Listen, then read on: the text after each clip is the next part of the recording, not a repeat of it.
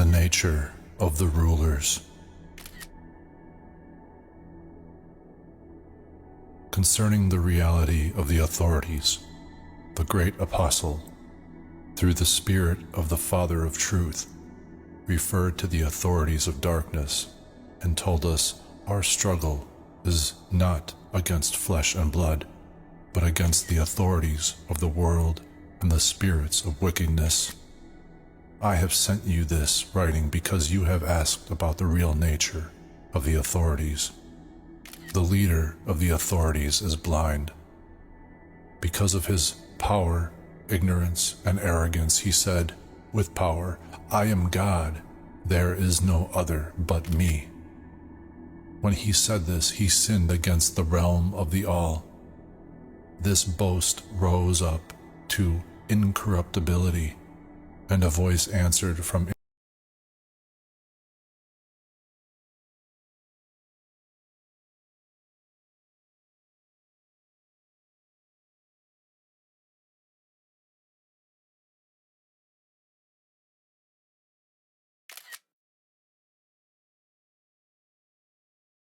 incorruptibility and said, You are wrong, Samael, which means blind God.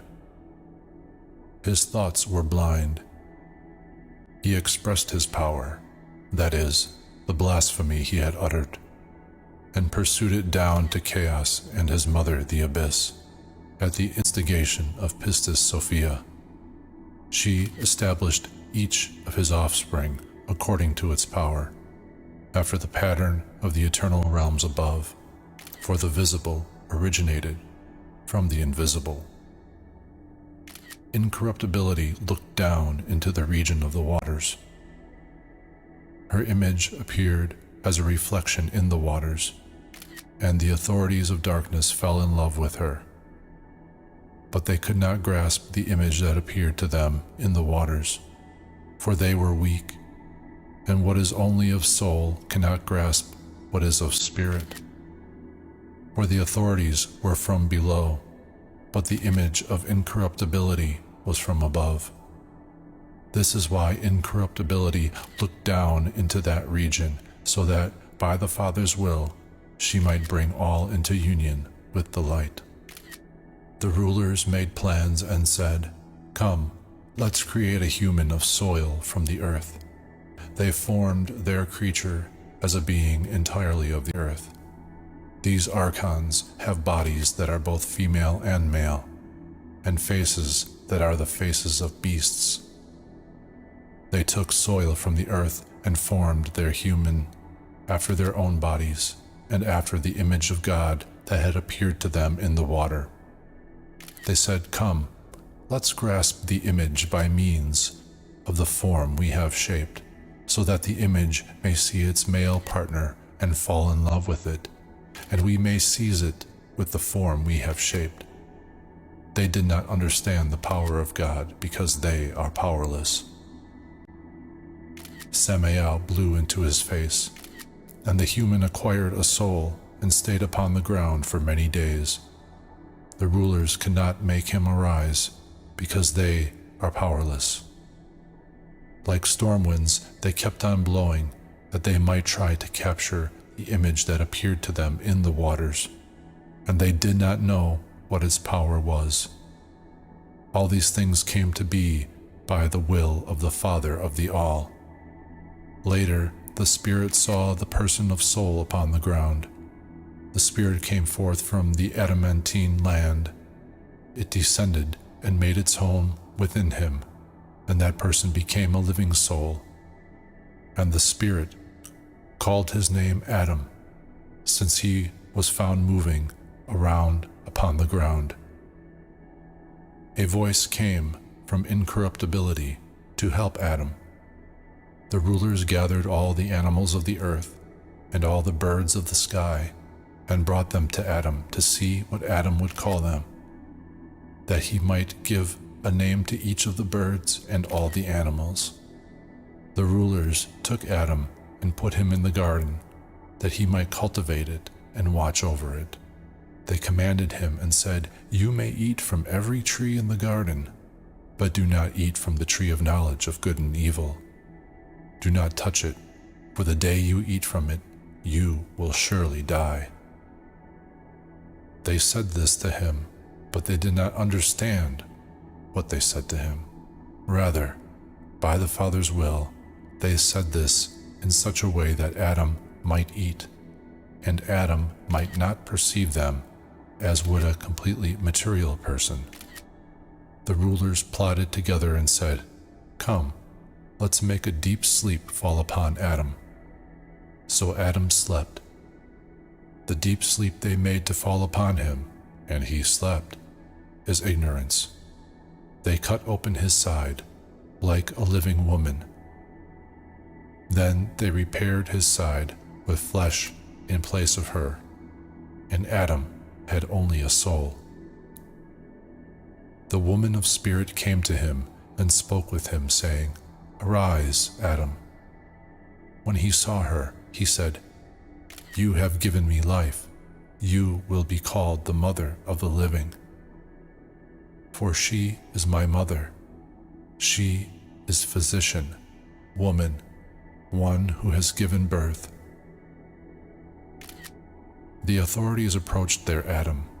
When they saw his female partner speaking with him, they became aroused and lusted after her.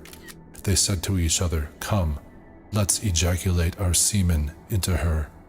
And they chased her. But she laughed at them because of their foolishness and blindness. In their grasp she turned into a tree. And when she left for them a shadow of herself that looked like her, they defiled it sexually.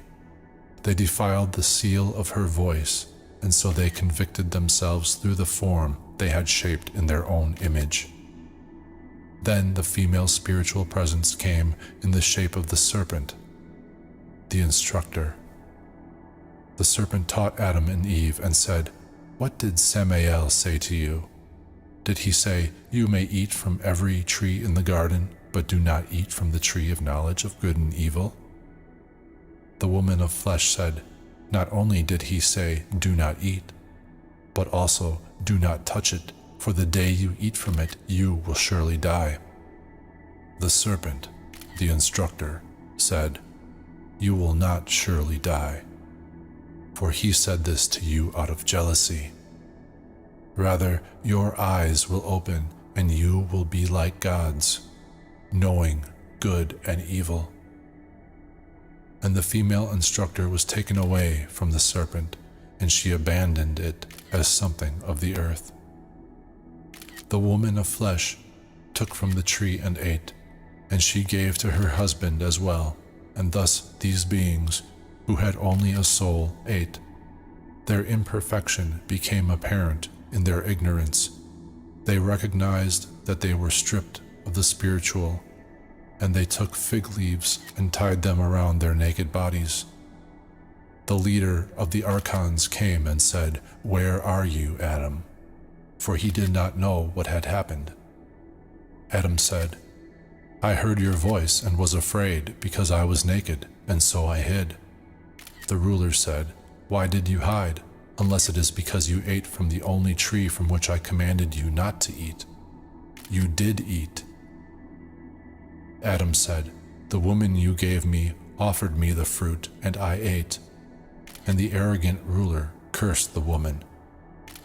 The woman said, "The serpent deceived me, and I ate."